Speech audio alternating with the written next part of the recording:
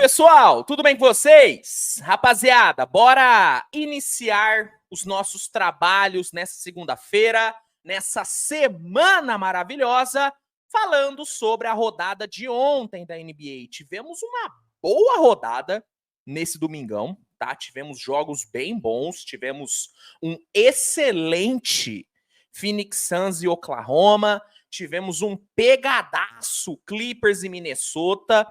Foi uma rodada boa, apesar, né, do jogo sem graça entre Warriors e Celtics, um jogo que gerou uma grande expectativa e acabou sendo um jogo bem chato para quem acompanhou, assim, porque foi um jogo que foi resolvido no primeiro quarto. Mas tirando Celtics e Warriors, todos os outros jogos foram legais, foram bons, foram disputados, e nesse vídeo eu irei comentar sobre cada um deles. Antes, deixa eu me apresentar, para quem não me conhece, meu nome é Luiz Fernando, seja muito bem-vindo ao canal Swish TV BR. Se você não for inscrito, se você tiver caído de paraquedas aqui no canal, considere se inscrever, cara. Considere se inscrever, porque se inscrevendo você garante que não vai perder nenhum vídeo novo, que não vai perder nenhum conteúdo novo. E se tem uma coisa que não falta aqui, é conteúdo. Conteúdo diário, toda hora tem vídeo, são pelo menos 3 vídeos por dia. Então, pô, vale a pena se inscrever. Vai por mim.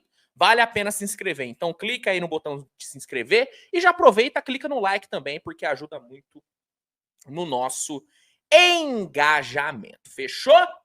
Vamos lá, vamos começar o vídeo, rapaziada, comentando sobre a vitória dos Sixers em cima do Dallas Mavericks, né? O Sixers, mesmo jogando fora de casa, bateu o Dallas por 120-116. Foi um jogo onde o Dallas não fez muita questão de vencer. A verdade é que o Dallas fez um jogo absurdamente porco e preguiçoso. Só que pelo fato do Luka ter explodido para 18 pontos no quarto período, a diferença no placar diminuiu bastante. Só que considerando os 3 primeiros quartos, cara, o Sixers foi muito melhor. O Sixers puniu bem esse jogo preguiçoso, esse jogo porco que o Dallas fez. O Tobias teve uma atuação brilhante de 28 pontos. O Maxey contribuiu demais com 24 pontos. Foi um baita jogo do Maxey. E o Sixers venceu e mereceu vencer. Mereceu vencer, mesmo sem o Embiid. Fez um jogo sério, um jogo bom. E merecidamente saiu com a sua 35ª vitória na temporada. E o Dallas também, merecidamente, saiu com a derrota, a 27ª derrota do time. E, assim, o Dallas não merecia vencer. Se o Dallas vencesse esse jogo, seria um resultado injusto. Seria um resultado injusto. E eu não vou passar pano pro Luka, não, tá? Apesar dele ter conseguido ali botar o Dallas no jogo, no quarto período, cara, o Luka fez um jogo porcaço também. Beleza, 38 pontos, 12 assistências, 11 rebotes, mais um triple-double para ele. Só que, bichão, 7 turnovers. 7 turnovers. Displicente em vários momentos. O Luka, não vou passar pano, não. O Luka foi também um dos culpados por essa derrota do Dallas. Não vou passar pano, não. O Luka não foi muito bem, não. É que, de novo, o quarto período dele foi ótimo. Só que o resto do jogo dele foi horrível, cara. Foi horrível. O Dallas mereceu perder. Mereceu perder. Antes de eu passar para o próximo jogo aqui, eu só quero destacar outros 2 jogadores do Sixers, além do Tobias e do Maxey. Kyle Lowry, ele não teve um grande desempenho nos arremessos, não chutou bem, só que no terceiro quarto, ele distribuiu 4 assistências que foram cruciais para o Sixers desgarrar. Foi muito decisivo no terceiro quarto, então vale aqui o destaque. E o Kelly Oubre, apesar de ter feito um primeiro tempo bem ruim, o segundo tempo dele foi ótimo. Foram 19 pontos para ele no segundo tempo. Então, assim, esses 2 role players merecem destaque. Foram muito importantes para essa bela vitória do Philadelphia. Falando agora sobre Clippers e Minnesota. Baita jogo, hein? Baita jogo. Para quem gosta de um basquete defensivo, para quem admira grandes defesas, que é o meu caso, foi um jogo maravilhoso, cara. Jogo de placar baixo, as duas defesas brilharam e no fim, quem saiu com a vitória foi o Los Angeles Clippers. Apesar de jogar fora de casa, o Clippers saiu com uma grande vitória, 89-88. Vou contar aqui um pouquinho da história do jogo para vocês. O Minnesota começou o jogo bem melhor, tá? O primeiro quarto do Minnesota foi bem bom. O Towns teve um excelente volume e também uma ótima eficiência. Começou o jogo metendo 12 pontos, com 5 de 5 nos arremessos. O McDaniels foi muito bem também. Inclusive, ele meteu-lhe um pôster no Zubat ali no primeiro quarto, que foi uma coisa de maluco, hein? Foi uma coisa de maluco, assim, aposentou o coitado do Zubat. E o Minnesota fechou a parcial vencendo por 30-18. Foi um baita primeiro quarto do Minnesota. Só que no segundo quarto, o Clippers reagiu. Logo nos primeiros 3 minutos do segundo quarto, o Clippers conseguiu virar o jogo com uma run de 13-0. O Paul George, juntamente com o Norman Powell e o Kawhi, comandaram o ataque do Clippers e com uma baita defesa ali para fechar o primeiro tempo, o Clippers conseguiu ir para o intervalo vencendo por 49-46. No terceiro quarto, tivemos um jogo muito pegado, né, onde as defesas seguiram brilhando. Só para vocês terem noção, os dois times só acertaram 11 arremessos no terceiro quarto. Os dois times juntos. Assim, as defesas realmente foram muito bem. E a parcial, o terceiro quarto, terminou com o Minnesota na frente. Só que assim, vantagem mínima. Vantagem mínima. No quarto período, tivemos muitas trocas de liderança. Os dois times ficaram ali se alternando na liderança. Só que com o Kawhi brilhando no clutch, o que o Kawhi fez no clutch aqui foi bizarro. Assim, a tranquilidade com que ele fecha jogos grandes é assustador. Realmente o cara parece um robô. Parece que ele não sente emoções. É bizarro. Com ele brilhando no clutch, o Clippers conseguiu fechar muito bem o jogo e garantiu uma importantíssima vitória. Essa foi a 39ª vitória do Clippers na temporada e a 19ª derrota do Minnesota Timberwolves, que perdeu a liderança por conta da vitória do Thunder, que daqui a pouquinho eu vou falar sobre. Destaques do Clippers, Kawhi e Powell. Kawhi terminou com 32 pontos e crucial ali no clutch, e o Powell teve um jogo muito forte de 24 pontos e 6 bolas de 3. Pelo lado do Minnesota, vale o destaque para o Anthony Edwards. Foram 27 pontos para o nosso querido Ant-Man. Baita vitória do Clippers, cara. Baita vitória do Clippers. Seguindo, falar sobre a vitória do Magic em cima do Pistons. Vitória protocolar do Magic. Tá? Um jogo muito bem controlado pela molecada da Disney. 113-91 foi o placar. Jogo fácil. Paolo teve mais uma ótima atuação. Foram 29 pontos, 8 rebotes e 5 assistências para o banqueiro. Jogo bom pra caramba. E com essa vitória, o Magic chegou a 35 vitórias na temporada e a 8 nos últimos 10 jogos. O Magic vive um momento muito bom e voltou de vez para a briga por uma vaga direta nos playoffs. O Magic, que durante um tempo ficou ali na zona de play-in, brigando por play-in, agora o time volta para a briga por vaga direta. Hoje, eu não descarto o Magic terminando a temporada no top 6 da conferência. Não descarto, porque o time vive realmente um momento bom pra caramba. Já o Pistons segue numa draga, 51 derrotas e é isso, cara. Temporada do Pistons é isso aí, meus amigos. O foco é o draft. O foco é o draft. Quem também venceu ontem foi o Toronto Raptors, mesmo sem o Scottie Barnes, que vai ficar fora por um bom tempo por conta de uma fratura ali na mão.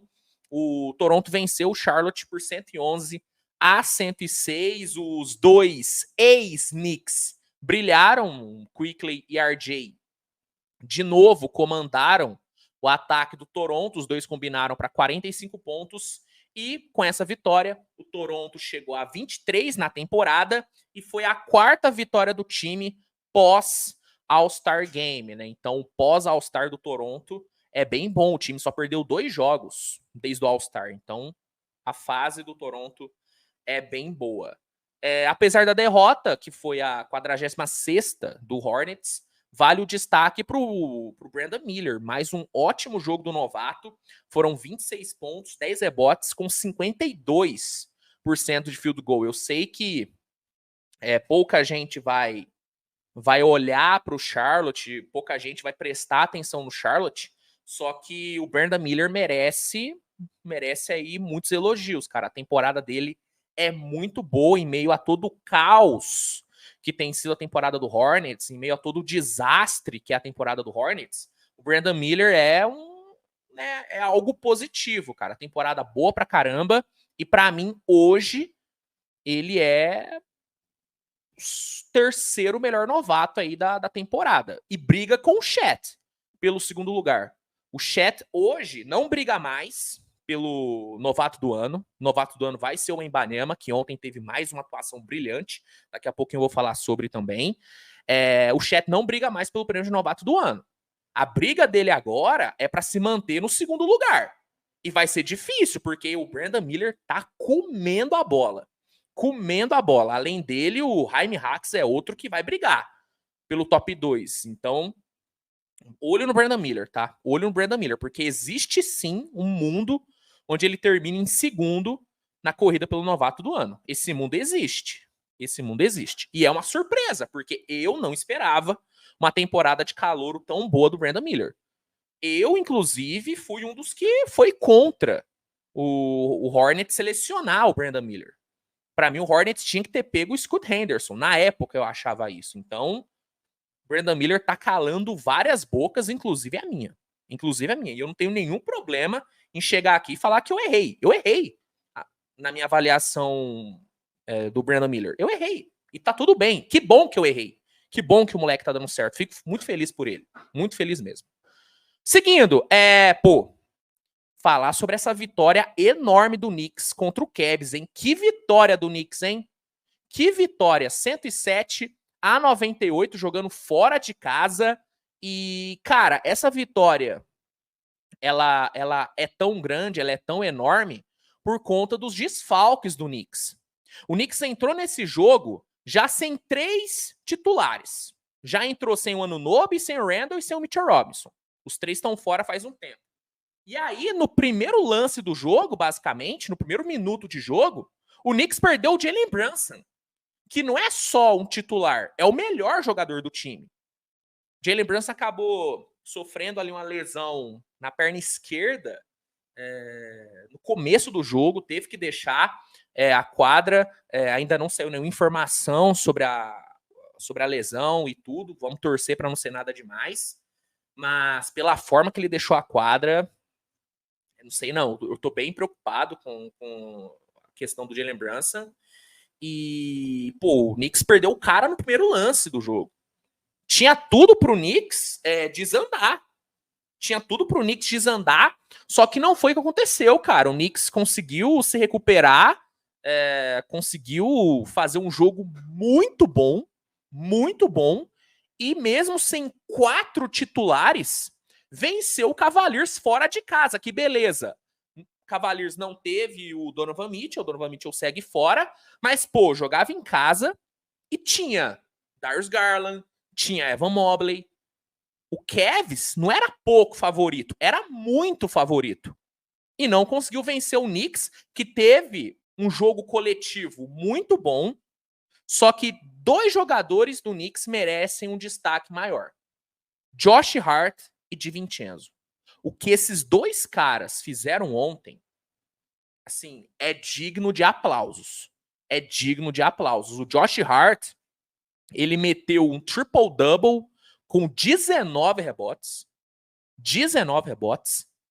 roubou 2 bolas, deu 2 blocos e matou a bola que acabou com o jogo. Bolaça de 3, ainda saiu zoando o Donovan Mitchell. O Josh Hart ontem foi gigantesco. Gigantesco. Ele, que para mim é o coração desse Knicks. Para mim, ele é a representação desse Knicks do Thibodeau. Para mim, ele é o cara do time. Não o melhor jogador, mas ele é o coração, ele é assim, ele é a ilustração do que é o Knicks do Thibodeau. Jogador aguerrido, um jogador que não desiste, um jogador que se entrega em todo lance. Eu adoro o Josh Hart. Eu adoro. É impressionante como ele casou com esse Knicks. E ontem foi coroado com uma atuação brilhante. Atuação brilhante, assim como o de Vincenzo. De Vincenzo ontem, 28 pontos com 6 bolas de 3 convertidas.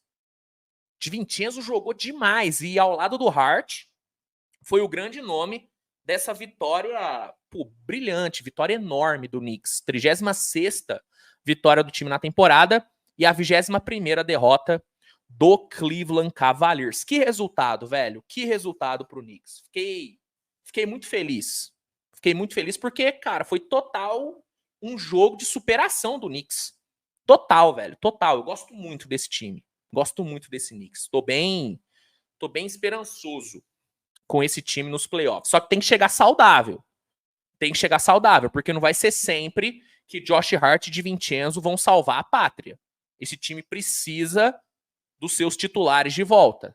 Tem que ver quando o Jalen Brunson vai voltar, se é que ele vai perder algum jogo. Tomara que não perca nenhum. E Anunoby e Julius Randle tem que voltar o mais rápido possível. O Mitchell Robinson é um que não tá fazendo tanta falta assim, porque tem o Hartenstein. Só que, ainda assim, seria muito bom ter ele de volta para reforçar essa rotação de garrafão aí do Knicks. Mas é um time que eu tenho uma esperança muito grande. Eu torço muito por esse Knicks. San Antonio Spurs e Indiana Pacers. San Antonio venceu mais uma, hein? Olha o Spurs! Segunda vitória seguida. E vou te falar. Vitória dominante ontem, tá? 117-105 foi um placar. Foi o placar. E, cara, tirando o segundo quarto, onde o Indiana foi melhor, durante todos os outros períodos, cara, o Spurs ditou o ritmo do jogo. Foi uma vitória com muita autoridade do Spurs. Muita autoridade. E aí, temos que falar sobre mais um jogo inacreditável do Wembanyama. 31 pontos, com 65% de field goal, 12 rebotes, 6 assistências e 6 blocos. Mais um jogo de mais de 5 blocos para o Wembanyama. Assim, eu ainda não consegui me acostumar com o Wembanyama. Verdade é essa, cara. Eu não consigo me acostumar com esse cara. Não é normal um moleque fazer o que ele faz. Não é normal um novato ter o impacto que ele tem em quadra. Assim, é assustador.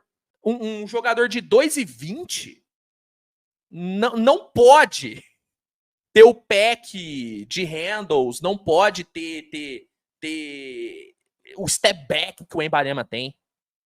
A naturalidade com que ele puxa step back do nada, velho, assim,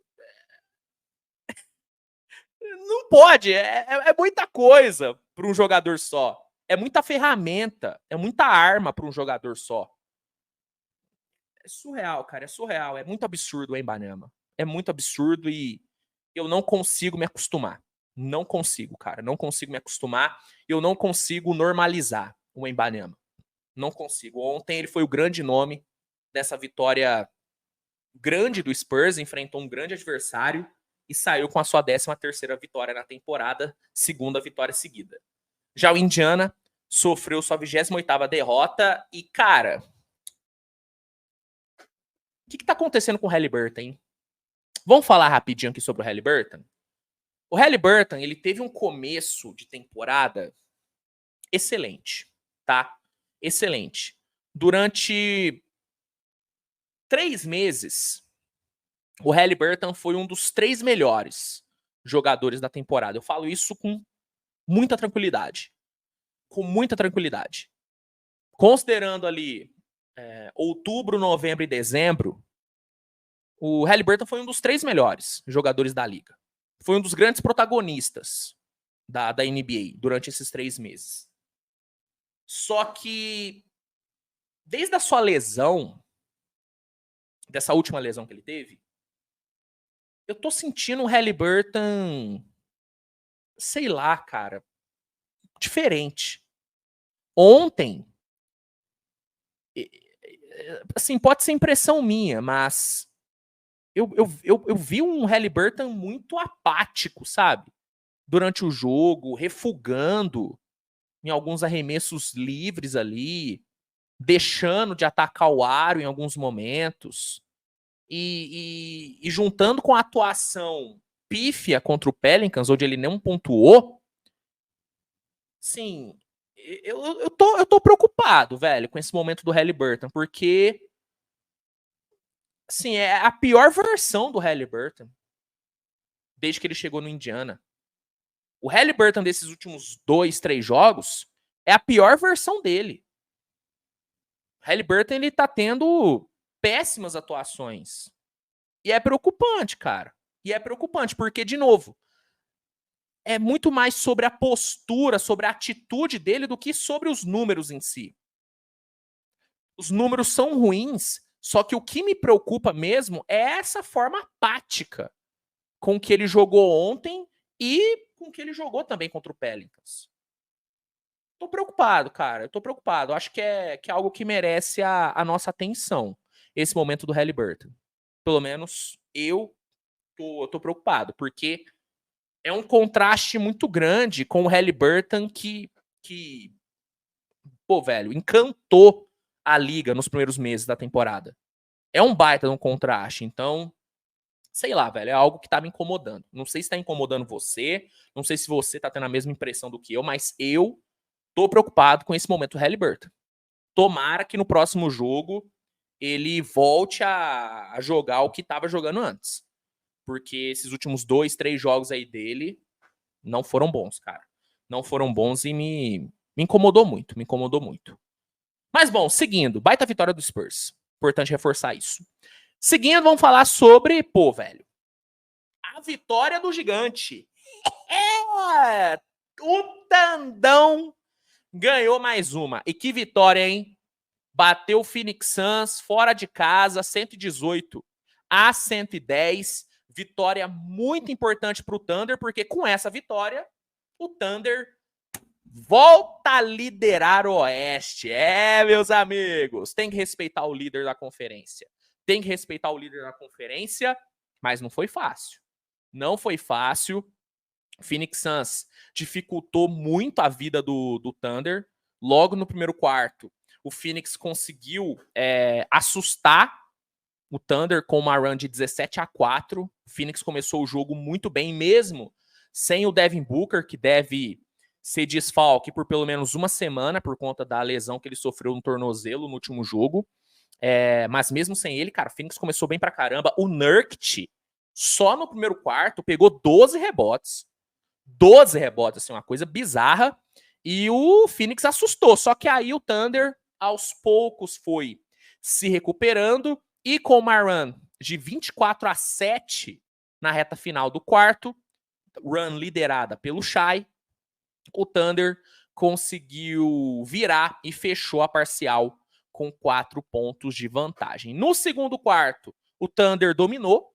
O Thunder foi totalmente dominante no segundo quarto, venceu a parcial por 38-28. O time foi muito bem, forçando e capitalizando em cima dos turnovers do Phoenix. Se eu não me engano, o Phoenix cometeu 9 turnovers no segundo quarto. O Thunder foi muito bem nisso. E conseguiu ir para o intervalo vencendo por 66-52. Só que na volta do intervalo, o Phoenix voltou a pressionar. O Phoenix, que jogava em casa, reagiu no terceiro quarto. O Durant e o Grayson Allen tiveram um excelente volume no terceiro período. E com uma run de 29-9 na metade final do período, O Phoenix conseguiu diminuir o prejuízo para só 4 pontos indo para o quarto período. E logo nos primeiros minutos do quarto período, o Phoenix retomou a liderança, virou o jogo.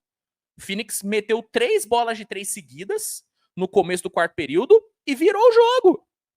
Só que aí, quem que apareceu para salvar o tandão? Ele, Shai Gilgeous-Alexander. O Shai, que teve uma atuação brilhante, foi incrível no clutch, comandou ali uma run de 10-2, que colocou o Thunder de novo na frente, faltando ali uns 3 minutos para acabar. E aí, com o Jalen Williams aparecendo bem ali no fim do jogo, ajudando o Shai a fechar a partida, o Thunder conseguiu garantir a sua 42ª vitória na temporada, reassume a liderança do Oeste. Já o Phoenix sofreu sua 26ª derrota. Destaques do Thunder, Shai e Jalen Williams. Né?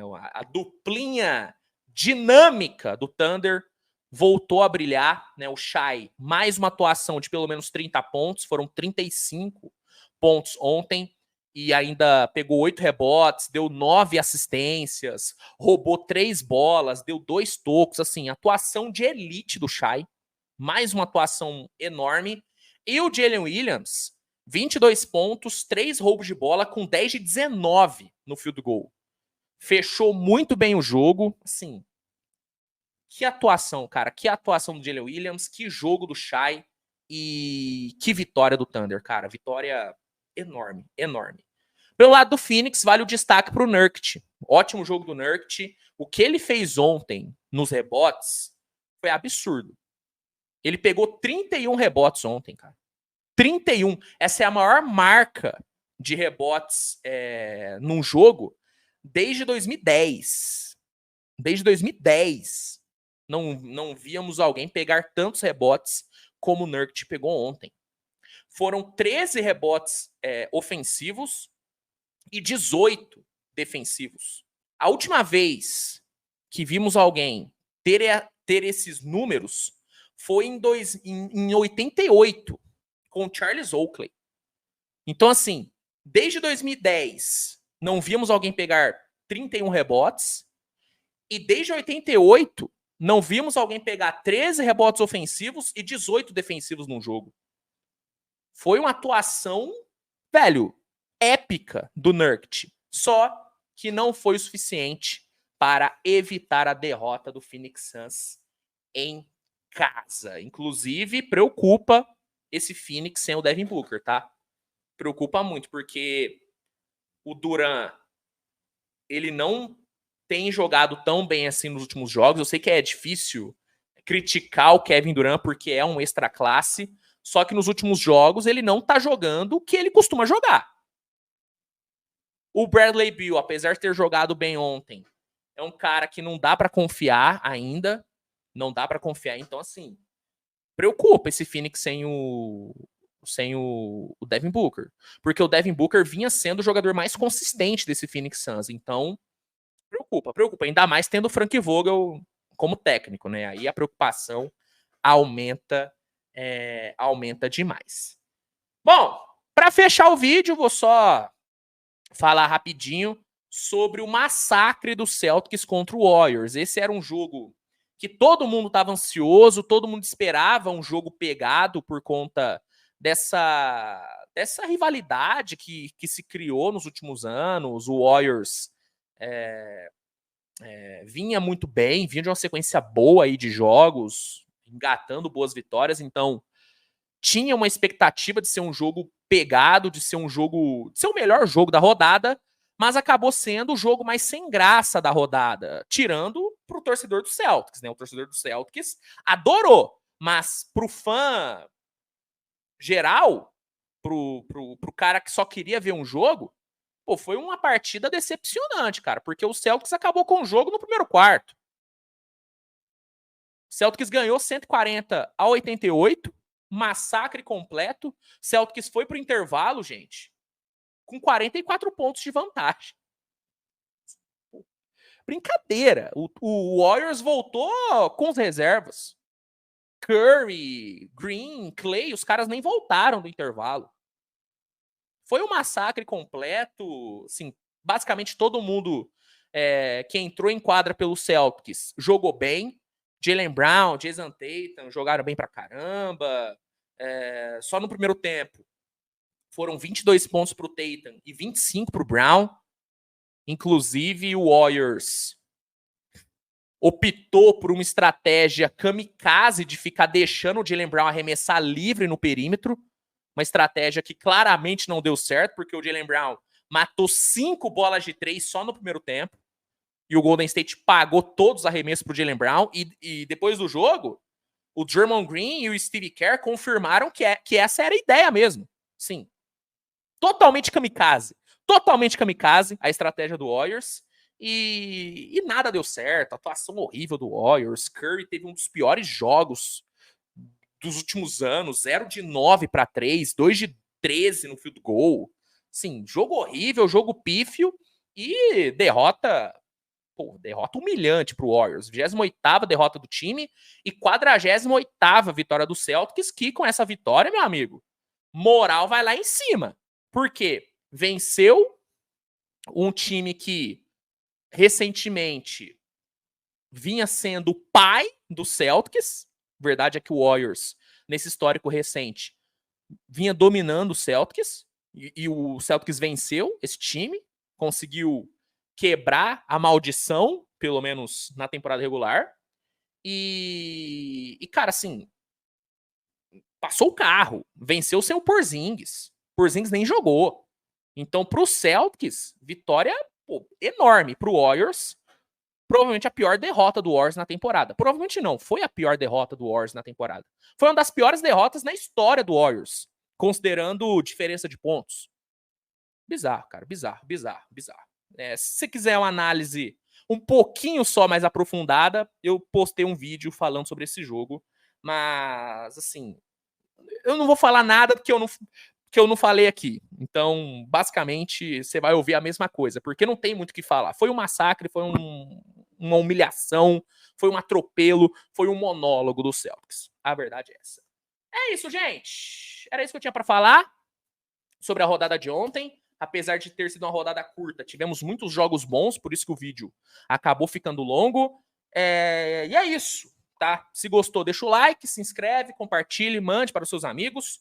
No primeiro comentário fixado, eu vou deixar um link que vai te oferecer o NBA League Pass com desconto e com 7 dias grátis para testar o League Pass. É a melhor plataforma de streaming de jogos da liga, então você que não tem, vale a pena assinar. E usando o link que eu vou deixar no comentário fixado, você consegue todos esses benefícios e, de quebra, ajuda o canal do Titio. Então, dá essa moral e é isso, tá? Um cisco entrou aqui no meu olho, depois vou tirar.